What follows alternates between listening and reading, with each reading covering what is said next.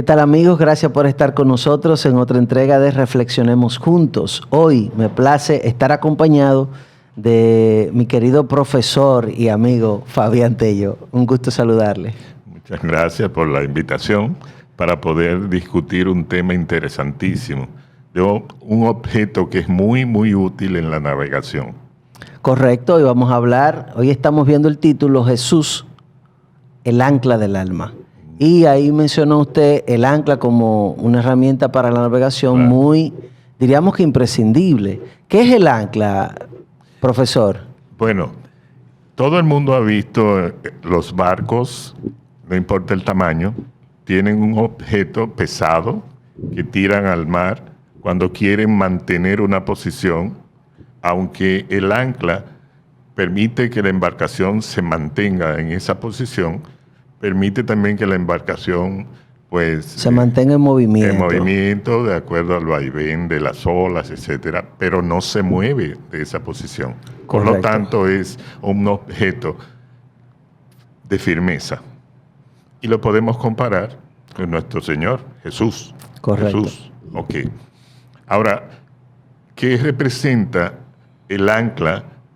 Si lo vemos en ese contexto, Jesús como un ancla. ¿Qué tú crees que podríamos decir? Bueno, ahí nos está colocando a nosotros en una relación con Él donde nosotros tenemos que vernos, y a Dios le gusta mostrarse así como un Dios que se relaciona con sus hijos. Exacto. Y en esa relación que tenemos con Jesús, entonces nos está colocando a nosotros, nos está comparando a nosotros con ese barco que está usando como ancla a Jesús.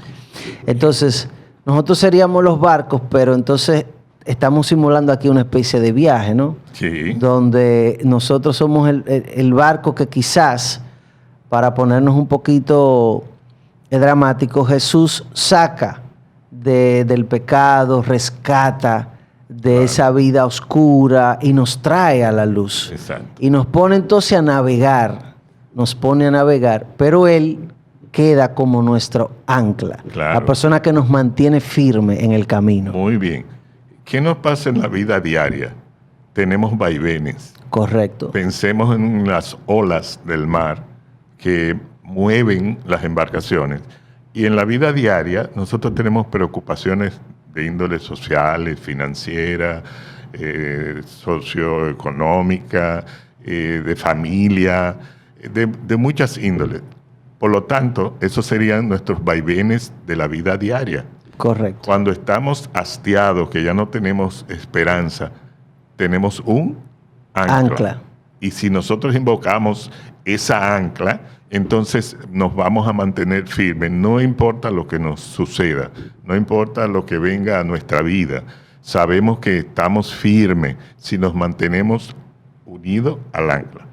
Pero, ¿qué pasa si la embarcación pierde el ancla o la suelta? Correcto. ¿Qué le pasaría? Hay ejemplos en la Biblia, nos encontramos con ejemplos de embarcaciones, entre comillas, que perdieron el ancla. Por ejemplo, nosotros tenemos el caso de Judas. Judas en algún momento perdió el ancla, o la tuvo o nunca la tuvo. ¿Cómo analizamos esa relación que tuvo Judas con que muchas veces se compara con Pedro, porque Pedro negó a su Señor, claro, 3 veces enfáticamente. O sea que soltó el ancla. Soltó el ancla. Okay. Pero Judas lo vendió. Lo vendió. Pero ¿cuál fue la diferencia entre Pedro, que cometió una falta tan grave como negar a su Señor, ¿verdad? Yeah. Y Judas, que lo vendió y al final se quitó la vida? Bueno, si estamos hablando del ancla, correcto, un artefacto que nos mantiene firme, yo creo que Pedro se dio cuenta de que su vida estaba a la deriva, había perdido la fe, había negado a su Señor, estaba, diríamos en el argot popular, volviéndose loco en ese sentido, pero se acordó de que había esperanza, que si él invocaba y iba a Jesús como su ancla, su vida estaría firme. En el caso de Judas, que estuvo el mismo tiempo que Pedro, o sea, conociendo cuál era la función de esa ancla Jesús, Pues yo creo que él más bien pensó que podría él, por motu propio, salirse de esa situación. Y vamos a decir, no utilizó el ancla que era Jesús, sino que le dio la espalda. O sea, él se arrepintió de lo que había hecho o sintió remordimiento más bien, correcto. que es diferente a arrepentirse, que fue lo que hizo Pedro. Correcto. Pedro se arrepintió y fue y buscó justamente al maestro, mientras que Judas sintió remordimiento y no se devolvió. Yo creo que Judas nunca creyó en el ancla, porque Pedro, al sentir el arrepentimiento, era porque había traicionado a su Señor, lo había negado. Él dijo, bueno, pero yo amo a este hombre, porque Pedro lo amaba. Claro. Pedro amaba a su ancla, que era Jesús, y lloró amargamente. Y lo había manifestado. Y lo había manifestado, Ya. correcto. Sin embargo, Judas lo que tuvo fue un remordimiento, vamos a decir, moral. O sea, yo acabo de entregar a un hombre que fue lo que hice. O sea, Exacto. entregué a un hombre que, mira, lo están maltratando, lo Ok, están... exacto. O sea, y entonces pero nunca vio a Jesús como su ancla. Bien. ¿Cuál fue la motivación de Judas estar entre los 12 discípulos? Bueno, se especulan muchas motivaciones. Exactamente. Una de ellas es la monetaria. Exacto. Las ambiciones. Las ambiciones. Incluso Jesús en una le dice, mira, el Hijo del Hombre no tiene dónde recostar su cabeza. Exacto. Entonces, uno asocia esto con que Judas tenía aspiraciones económicas en este grupo Claro. de 12. Porque se iba a manejar poder, poder. Ahí vamos. Porque el Señor dijo que el Hijo del Hombre vino para servir Y no ser exacto, servido. Porque correcto. la idea de Judas era este hombre poderoso que alimenta 5,000, que hace milagros.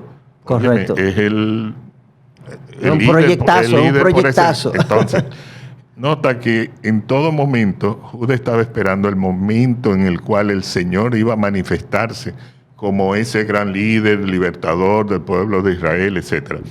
Pero esa no era la misión del Señor. Y Judas no la entendía. Entonces él quiso forzar la situación. Correcto. Él dice, bueno, si él se ve en una situación como esta, que venderlo o decirle a los sacerdotes dónde él iba a estar, entonces ahí yo estoy obligándolo a que tenga que hacer algo.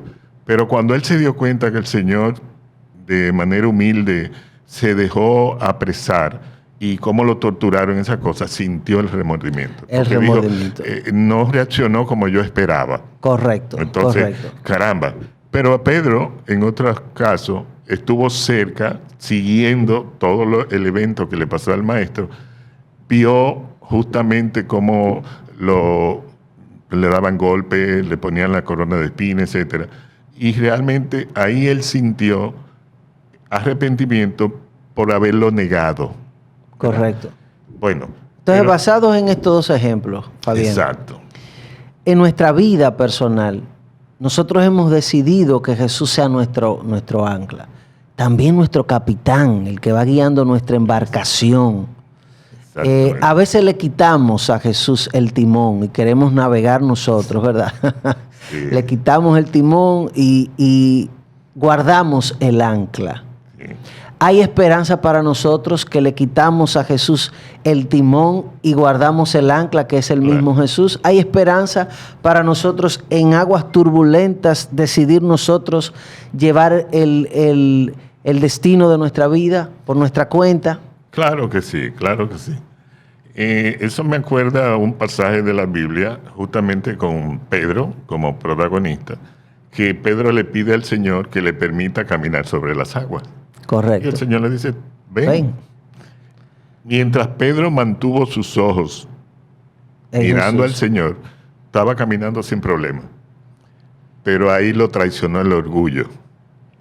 Entonces, al verse caminar, estoy caminando, miró hacia atrás para echarle cutupe, como que dice, a su compañero. Decirle, güey, yo estoy caminando. Y en ese momento, ¿qué pasó? Empezó a hundirse. Y al hundirse, clamó, Señor, sálvame. Correcto. Y el Señor simplemente lo levantó. Eso nos pasaría a nosotros en cualquier momento en el cual nosotros clamemos al Señor de que sea nuestra ancla, nuestro Salvador, el guía, el piloto de nuestra embarcación. Porque Él sí sabe llegar a un puerto seguro. Nosotros Amén. estamos en el mar y muchas veces no sabemos a qué puerto vamos a llegar. Correcto. Estamos navegando sin rumbo, sin brújula. Correcto. Pero el Señor es nuestra ancla en los momentos turbulentos, nuestro piloto para llevarnos por lugares seguros y nuestra brújula para darnos el Orientación, norte, la correcto. orientación adecuada. ¿Qué es lo que tenemos que hacer? Ir a Él, clamar. No hacer lo contrario como ocurre con las personas que van en el sentido contrario a donde está nuestro Señor. Y si se van en sentido contrario, nunca se van a alcanzar. Entonces, cualquiera pensaría que esa persona no está bajo la gracia, nunca va a ser perdonado. Pero pudiéramos pensar eso, pero no de parte del Señor. No es que el Señor nunca va a perdonar a alguien porque hizo un pecado grandísimo. No, no. Lo que pasa es que usted tiene un libre albedrío y el Señor eso lo respeta. Claro. Si usted decidió perderse, ¿en qué sentido? Usted decidió coger su barco y lanzarse al mar adentro. Bueno, cuando llegue la tormenta y se hunda, es su problema. Usted tenía un buen capitán, tenía un buen ancla, pero lo dejó. Ahora, cuando yo decido regresar, sí estoy navegando por ahí, pero veo la tormenta llegar y me devuelvo al puerto seguro a buscar quizás el capitán que conoce de navegación o a traer el ancla para mantenerme firme, no importan los vaivenes de la vida. Aportando lo que usted dice, que me parece extraordinario,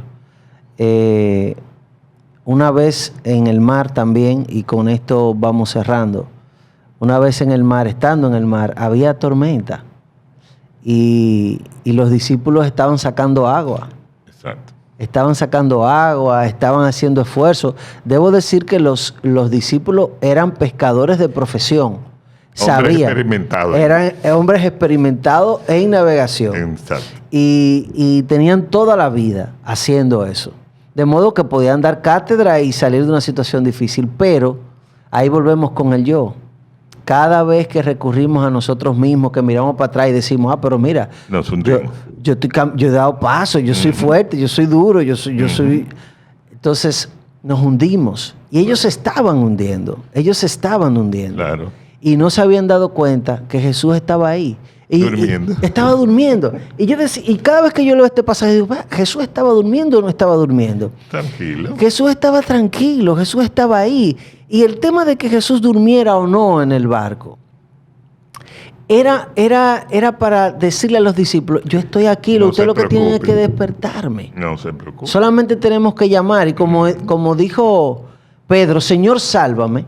Los discípulos en ese momento que se estaban hundiendo, dijeron, Señor, despiértate, mira, estamos pereciendo.